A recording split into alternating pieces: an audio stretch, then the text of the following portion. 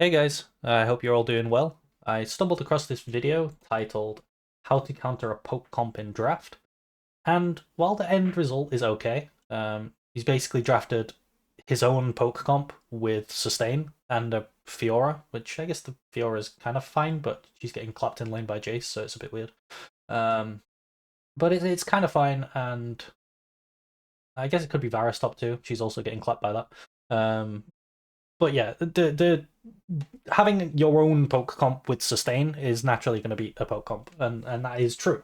But the process that he takes to get to this is so vulnerable, and I want to talk about why that is, and I want to talk about the actual answer to a poke comp. So we're gonna as blue side, we're gonna keep the first three, but we're gonna pivot to answer his poke comp. Okay, because in essence that's what he has, right? He has a long range jungle, he has a long range. I'm assuming it's Seraphine mid, but it could be Soraka mid.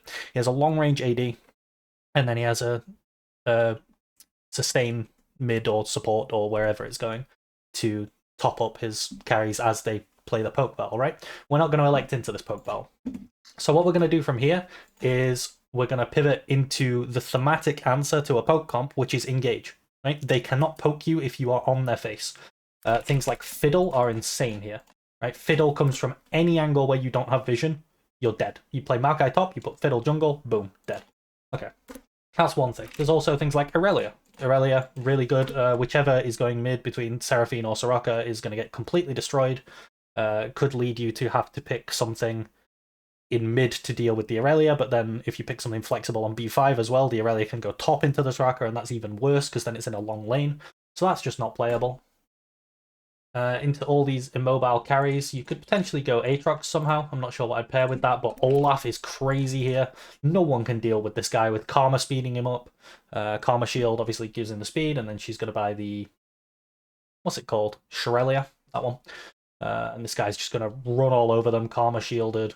You can't physically get him off you. He's just going to beat the shit out of you. You can also go like just snap engage. You can go Ezreal mid and you can go Samira Rel. Just completely denies everything they've got with the Samira wind wall. And yeah, hard engage is going to cripple them. But you can go Yasuo Gragas mid jungle. Again, like it's just snap engage. It's bam, dead. And anyone here is dead to it. Like Kindred dies before she can ult. Maybe she gets ult off. But if she's just on her own, she's not going to want to ult because then she's just going to die anyway. If anyone's ever separated, they are just dead. So you have to perma 5-stack, which is awful gameplay. Like I think I've only ever seen it work in NA. So yeah, you just have to perma 5-stack now, and that's just not playable because you've got Gragas ult with Maokai ult on top, Ezreal ult on top, Yasuo's ult in you. Like you just die. And the only disengage tool you've got is Kindred ult, which requires her to one, always be in perfect position to save her teammates. Two, have her ult off cooldown, which is a really long cooldown, and three, it requires them to need to engage with the Gragas ult. Whereas if they ever get a pick on you with a Maokai ult, and they follow, like Maokai goes in, smashes you, and then Yas ults you, then if you Kindred ult, they can just knock you out with the Gragas, and then you're dead anyway.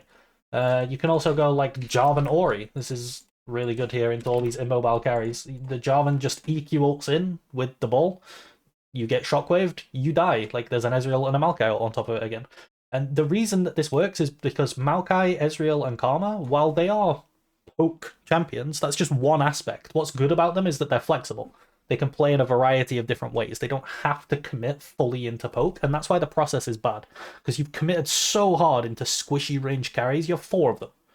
And you have 1 disengage tool. I don't think there's any pick on 5 that brings enough disengage potential. Like the best one I can think of is maybe Poppy top, but this is not, the Poppy's not going to save you in this situation. Like, because it's snap engage, I'm talking things like J4 Rumble as well. You could go Rumble mid with Jarvan.